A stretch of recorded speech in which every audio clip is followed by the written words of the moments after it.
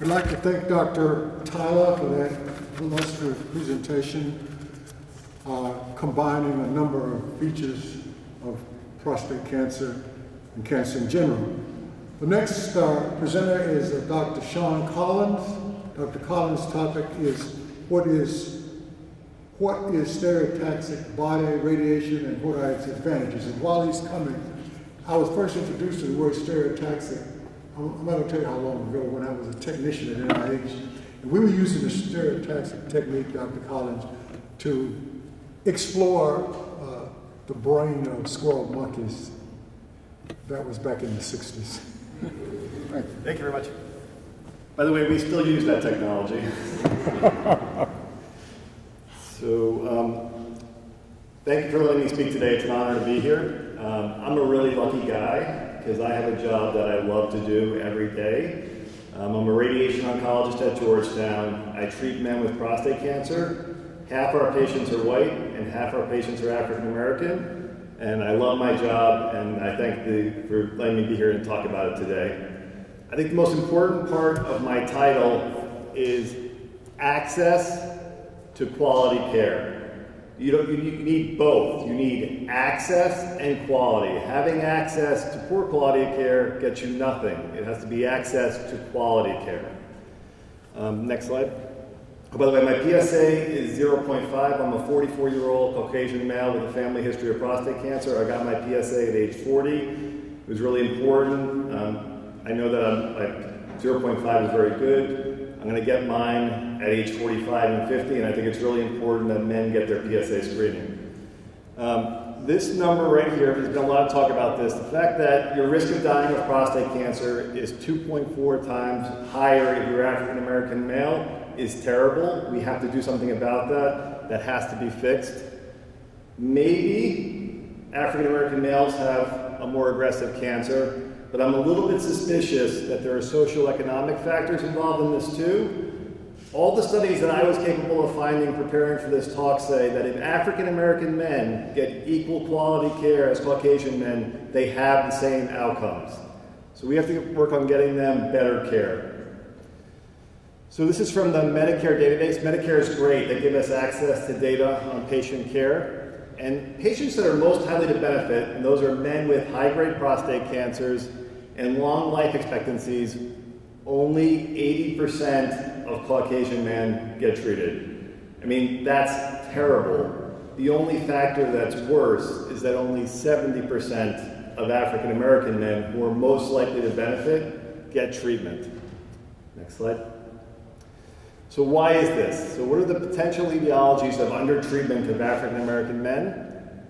It might be patient preferences, but I'm telling you, I talk to Caucasian men and I talk to African American men every day who have prostate cancer, and they both don't like toxicity, but they both care about their families, and most of them prefer to be alive and deal with the toxicity. So I don't think that's the main issue.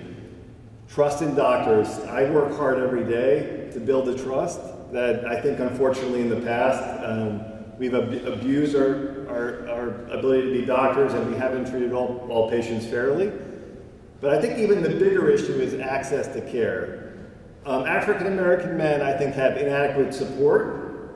They have inadequate education in many cases to make their decisions, and they're uninsured or underinsured, where their insurance will not allow them to get the care that they need. Next slide. So I'm going to talk a little bit about radiation oncology because that's what I do for a living. The standard treatment option for prostate cancer is intensity modulated radiation therapy, or IMRT. It's basically we try to give high doses to the prostate while sparing the adjacent structures like the rectum. Next slide. And it's relatively rectal sparing. This is the hot spot where the prostate is. And the rectum gets a little bit of radiation, but most of the time it doesn't cause injury. We do normal tissue sparing by fractionation, which means 42 treatments over 9 weeks. Who in this room has the next 9 weeks to take off to get 42 treatments, an hour a day? I can't do it. Most men that I treat are still working or doing their part-time jobs. They have trouble doing it. It's nice that it's non-invasive, but it's really hard to ask a patient to go through that. Next slide. So the disadvantages of IMRT, it's 8 to 9 weeks. It does have toxicity, urinary toxicity and bowel toxicity, and it does cause decrease in erections, but those are manageable. Next. It's not a really great treatment. We have lots of PSA failures after IMRT. I always find it's sad when a patient's gone through 8 to 9 weeks of daily treatment, and even the patients that are low risk and have the least chance of progressing, a significant number of those patients are progressing after IMRT treatment. Next slide.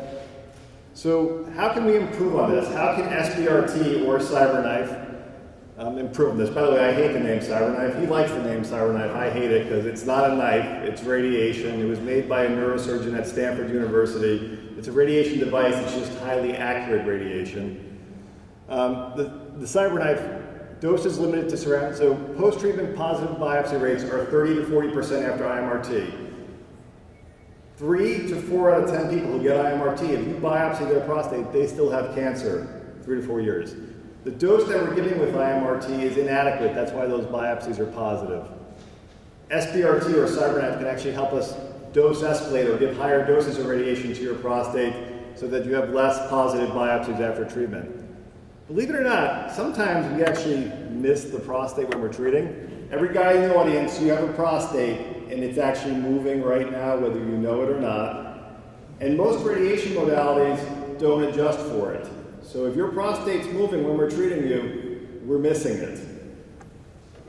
Also, unfortunately, our staging isn't very good. We need better scans to tell when there's cancer outside the prostate so that we don't have to put people through local treatment if they don't need it. Next scan.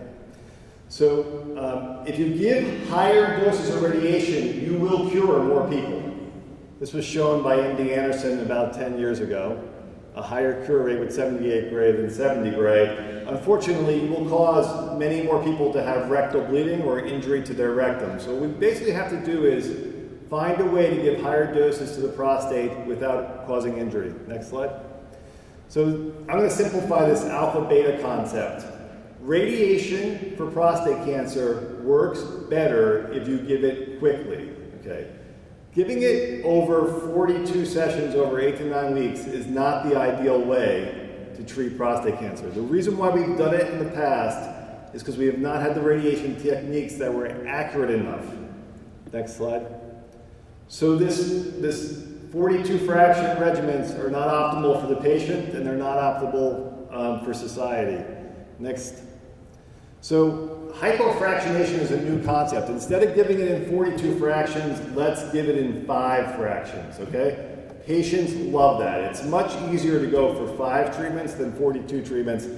Plus, it'll probably work better. And actually, if we can get even similar outcomes as conventional radiation, it'll improve patient convenience. It'll increase access to care because I have lots of patients who say, hey doc, I live 3 hours from your center. There's no way I'm coming for 42 treatments. If you don't give me another option, I ain't coming.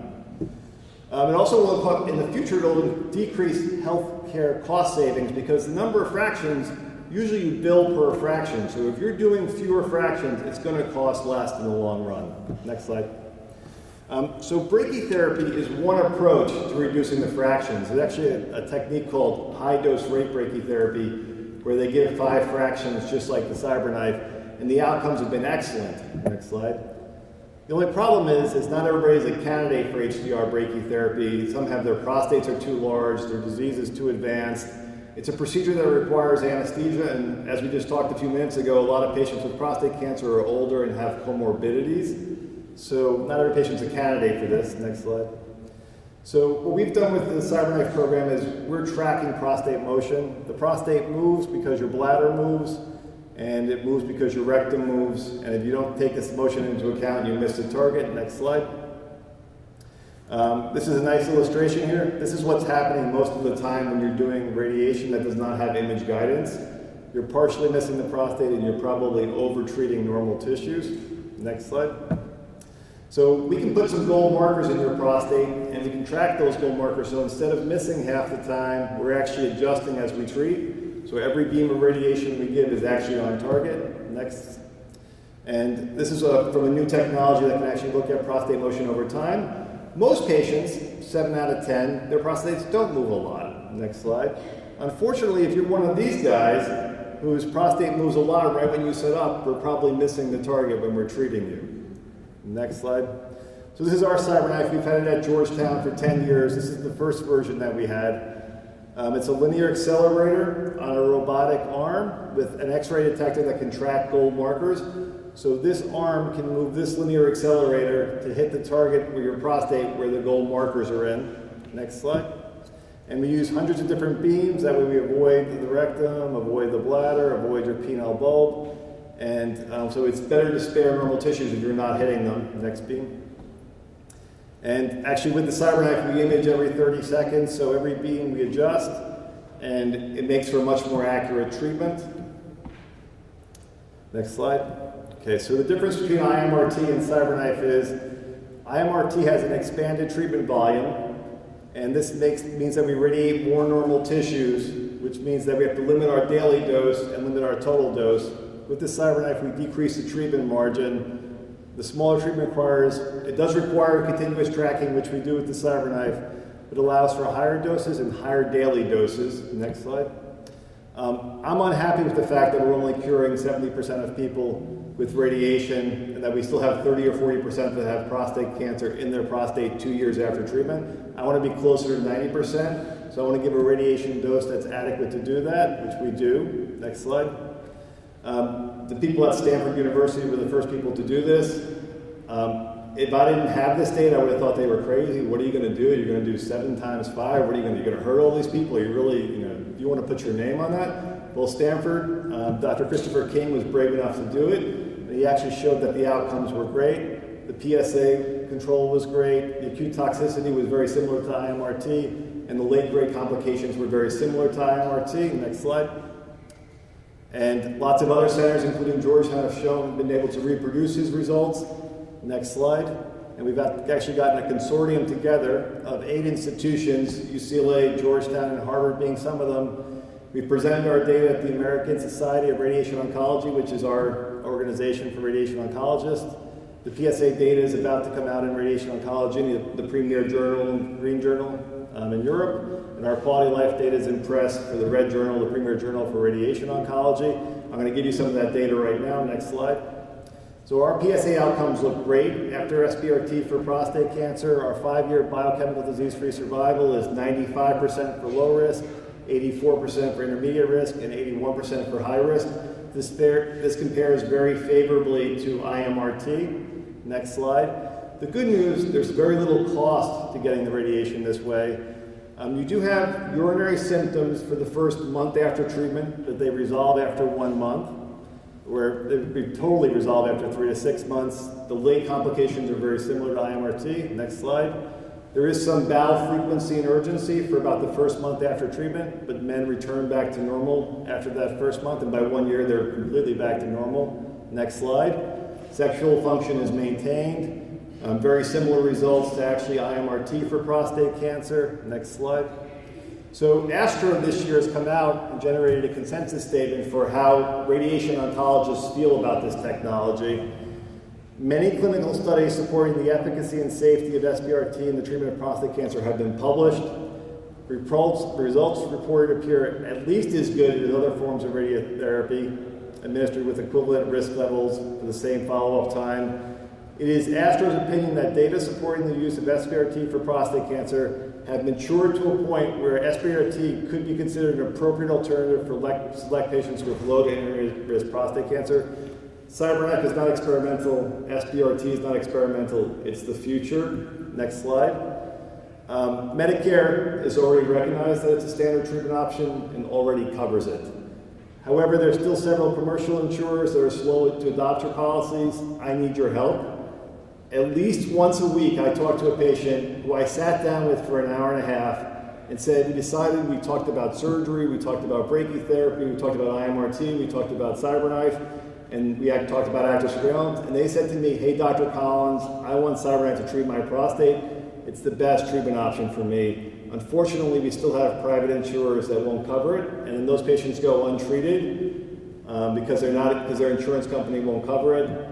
I need your help. I don't love spending lots of hours on the phone with people trying to convince them. I'd rather be taking care of patients than being on the phone with insurance companies. Any help you guys could give me, I would really appreciate. And thank you for letting me speak today. It was an honor.